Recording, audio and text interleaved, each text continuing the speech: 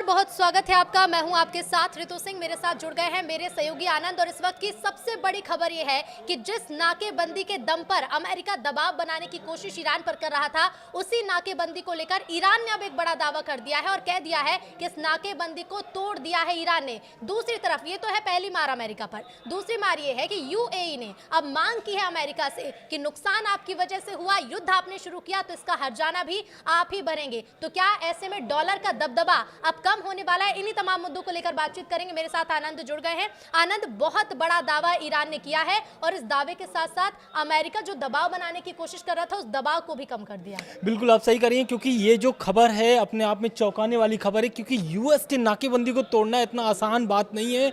और ये जो ईरान का दावा है, ये ईरान के दावे से ये निकल के आ रहा है कि अमेरिका की हार वहां पर हो रही है। इसलिए क्योंकि उस नाकेबंदी को तोड़ना अपने आप में बड़ा बात है ईरान के लिए। ईरान ने दरअसल दावा किया है कि अमेरिकी जो नाकेबंदी है उसको तोड़ करके उसका टैंकर, जो ईरान का टैंकर है, वो दक्षिणी बंदरगाह में घुस गया है, यानी कि उसमें प्रवेश कर चुका है।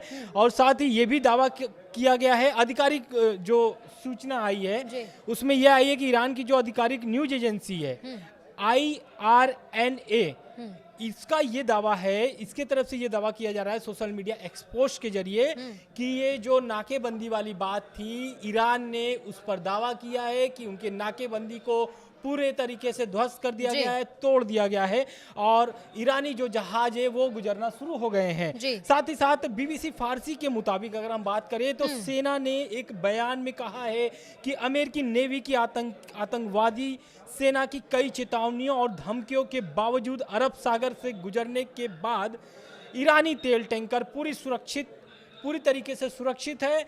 और साथ में कल रात की ये खबर है, ये कल रात की खबर है, कल रात में ईरानी क्षेत्रीय जल प्रवेश किया है, यानी कि जो उनकी समुद्री मार्ग है वहां पर वो प्रवेश किया है। तो जहां पर नाकेबंदी थी अमेरिका का, उसे ईरान ने तोड़ दिया है और ये दावा ईरान की तरफ से किया गया है। बिल्कुल जी बिल्कुल, दावे तो देखिए ईरान ने कर दिए हैं। और जिस तरह से हम इस पे पहले भी बात कर चुके हैं आनंद की, अमेरिका चाहता है कि हम नाकेबंदी तब तक नहीं खोलेंगे जब तक शर्तें नहीं मान ली जाती, जब तक समझौता नहीं हो जाता। ईरान कह रहा था हम बातचीत ही नहीं करेंगे जब तक आप इस नाकेबंदी को नहीं खोलते हैं। लेकिन अब ईरान ने उस शर्त को रखने से कह सकते हैं कि दूर हट गया है कि जो पहले शर्त थी कि आप नाकेबंदी खोलिए, ईरान ने अब सीधे हमला किया। ये सीधे तौर पर उसी तरह का पलटवार है आनंद, जिस तरह का जब ईरान के जो बड़े नेता थे उन्हें मारा गया था तो उसका जवाब ईरान ने अमेरिका को दिया था। क्योंकि देखिए जिस तरीके से तनाव 2 दिन में इतने ज्यादा बढ़ चुके हैं, क्योंकि पहला अटैक जो हुआ है वो अमेरिका ने कब्जा किया है, उनके कार्गो जो जहाज थे उस पर मतलब एक तरीके से कब्जा है अमेरिकी नौसेना का। साथ ही साथ उसके बाद जब ईरान की कार्रवाई शुरू होती है तो वो उसमें से अगर कोई बड़ा कार्रवाई अगर देखा जाए अब तक का, तो ये है कि यूएस का जो नाकेबंदी से उसको तोड़ दिया है। इस पर ट्रंप का बयान भी आया है। ट्रंप का बयान इन द सेंस कि उन्होंने पोस्ट किया है।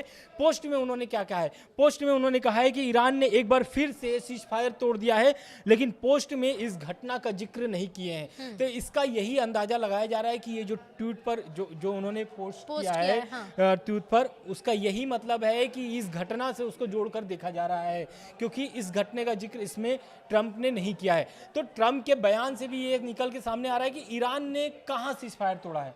तो क्या ये जो नाकेबंदी तोड़ी गई है अमेरिका की ईरान की तरफ से, तो क्या इससे संबंध में ही ये पोस्ट था? बिल्कुल, क्योंकि अगर कहीं और का ये हमला होता तो निश्चित तौर पर जिस तरह से अमेरिकी राष्ट्रपति डोनाल्ड ट्रंप पहले पोस्ट करते रहे कि इस जगह पर हमला किया गया, यहाँ दूतावासों को निशाना बनाया गया, इस तरह से ईरान ने हमला किया, तो वो जिक्र करते। अगर ये सीज फायर की जो उन्होंने बात कही है, अगर ये नाकेबंदी पर नहीं होता तो हम कह सकते कि उसका जिक्र किया जाता।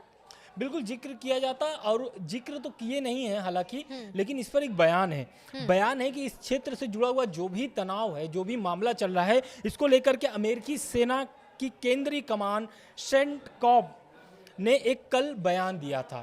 उस बयान में उन्होंने क्या कहा था कि ईरान की जो नौसैनिक नाकेबंदी शुरू होने के बाद से अमेरिकी सेना ने 27 जहाजों को ईरानी बंदरगाह से दूर रहने या वापस लौटने को मजबूर कर दिया था।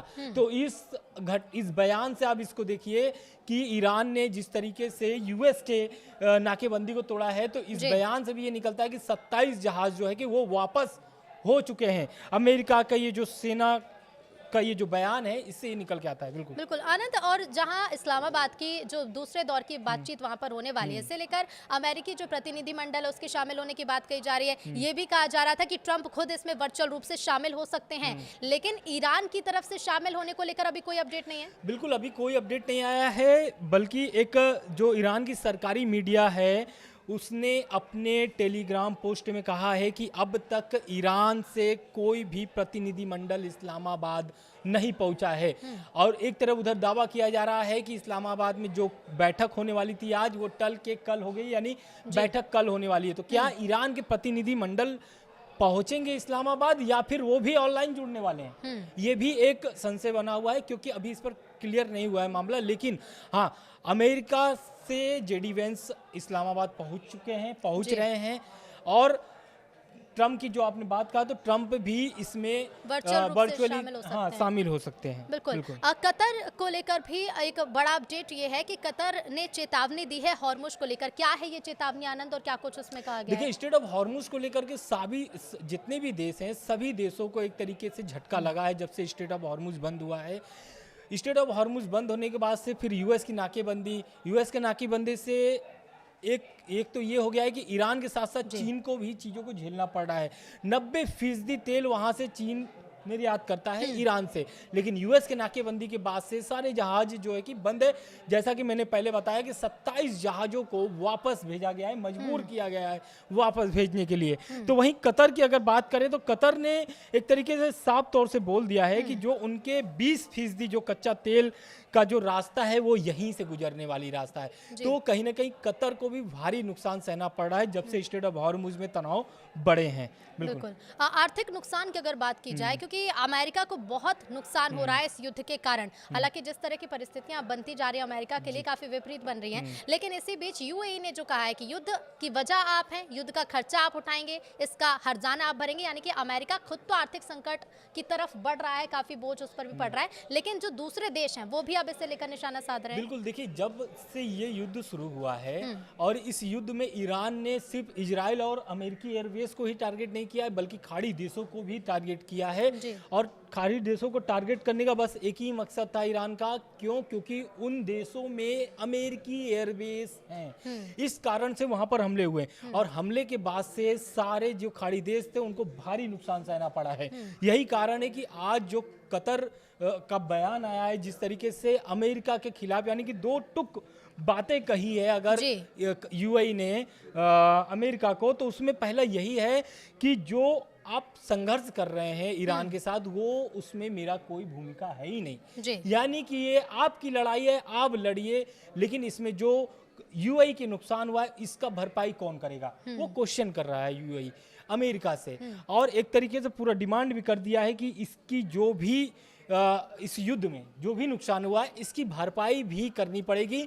और ये अमेरिका को सीधे सीधे यूएई का बयान, यानी एक तरीके से चेतावनी दी गई है कि आप इस युद्ध में जो भी नुकसान हुआ है उसकी वित्तीय गारंटी अमेरिका को लेना होगा, ताकि नुकसान की भरपाई हो सके। बिल्कुल, एक आंकड़ा है वो अपने दर्शकों को बता देते हैं कि अब तक देखिए अरबों डॉलर की बर्बादी हो चुकी है। रोजाना $1 अरब अमेरिका खर्च कर रहा है। अमेरिका अब तक कितना खर्च कर चुका है ये अपडेट बता देते हैं। 28 फरवरी से अब तक हर दिन 8,000 करोड़ से ज्यादा अमेरिका खर्च कर रहा है। इजराइल 20 दिनों में ही $11.2 बिलियन खर्च कर चुका है। और सऊदी और अन्य खाड़ी देशों के बुनियादी ढांचे को ठीक करने में 60 बिलियन से ज्यादा का खर्च अनुमानित है। बिल्कुल, इसके साथ ही समझिए कि ईरान को भी नुकसान हो रहा है इस युद्ध में। ऐसा नहीं है, क्योंकि जो ट्रंप पोस्ट किए हैं, ट्रंप पोस्ट में खुद ही बता रहे हैं कि ईरान को $500 मिलियन प्रतिदिन का नुकसान हो रहा है। क्यों हो रहा है? उस नाकेबंदी से।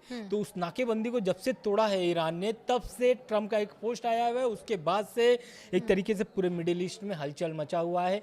यही कारण है कि जब से एक तरीके से ईरान जो है लगातार अमेरिका पर दबाव बना रहा है, जिस तरीके से ट्रंप प्रेशर बना रहे हैं उसी तरीके से कदम बाई कदम आगे ईरान बढ़ा रहा है। और यही कारण है कि कतर के चेतावनी के बाद अगर हम बात करें यूएई के, तो यूएई भी अब खुल करके अपनी भरपाई करवाना चाहता है जो नुकसान हुआ इस युद्ध में। ट्रंप का जो बयान है कि ईरान ने कई बार सीज फायर का उल्लंघन किया, इस बयान को कैसे देखा जाए? देखिए, ट्रंप का जो बयान है ईरान ने कई बार, तो ईरान का भी बयान है। जब ईरानी जो कार्गो विमान था, जो जहाज था, उस पर जब ये अटैक हुआ उसके बाद अमेरिका अपने कब्जे में उसको लिया। उसके बाद भी ईरान ने ये बयान दिया था कि ये जो अटैक हुआ है और ये जो कब्जा हुआ है जहाज पर, ये क्या सीज फायर का उल्लंघन नहीं है? ये क्वेश्चन किया गया है और इस पर चीन का भी बयान है। चीन ने भी बोला है कि जिस तरीके की कार्रवाई की गई है ये सीज फायर का उल्लंघन है। और आपको भी पता है कि जो सीज फायर का डेट है वो कल ही है। कल मतलब इस डेट खत्म हो जाएगा। लेकिन ये जरूर कह सकते हैं आनंद कि ये जो सीज फायर के साथ साथ युद्ध विराम की जो पहली कोशिश की, ये बुरी तरह से नाकाम हुई है। कई बार हमले के आरोप लगाए हैं दोनों देशों ने। बिल्कुल, दोनों देशों पर कई बार आरोप भी लगे हैं और एक तरफ इजराइल भी, ऐसा नहीं है कि इजराइल की तरफ से कुछ नहीं हो रहा है, इजराइल की तरफ से भी हो रहा है और पूरा जड़ ही इजराइल ही है, क्योंकि ये आरोप ईरान का है। ईरान का कहना है कि जब तक अमेरिका नहीं चाहेगा तब तक इजराइल कुछ नहीं कर सकता है। यानी क्या इजराइल के प्रेशर में या फिर अमेरिका के प्रेशर में आकर के इजराइल ये हमला कर रहा है। लेकिन अगर हम तह तक अगर जाएं तो ये पहला प्रेशर क्रिएट अगर किया गया था तो वो किया गया था इजराइल की तरफ से। बिल्कुल, लेकिन कह सकते हैं कि ट्रंप पर ये दोहरी मुसीबत है, क्योंकि एक तरफ खाड़ी देशों की तरफ से अब जिस तरह से बयान सामने आ रहे हैं, दूसरी तरफ ईरान के बड़े दावे हैं। पहले ट्रंप जहां खाड़ी देशों से मांग कर रहे थे कि वो भरपाई करे, तो दूसरी तरफ अब यूएई ने एक बड़ी मांग कर दी है कि आपकी वजह से नुकसान हुआ है तो इसकी भरपाई हर्जाना भी आप भरेंगे। और दूसरी तरफ देखिए जो सबसे बड़ा प्रेशर क्रिएट करने की कोशिश ट्रंप की तरफ से या फिर अमेरिका की तरफ से की गई थी, इस कह सकते हैं कि जिस तरह से प्रेशर क्रिएट करने की कोशिश की गई नाकेबंदी के साथ, ईरान ने भी अब बड़ा दावा कर दिया कि नाकेबंदी ईरान ने तोड़ दी है। हालांकि अब कल जो बातचीत होनी है, अब उस पर नजरें टिकी कि इस बातचीत को लेकर क्या ये बातचीत सफल होगी या फिर इसमें कोई शर्तें रखी जाती है। बहुत शुक्रिया आनंद आपका हमारे साथ जुड़ने के लिए।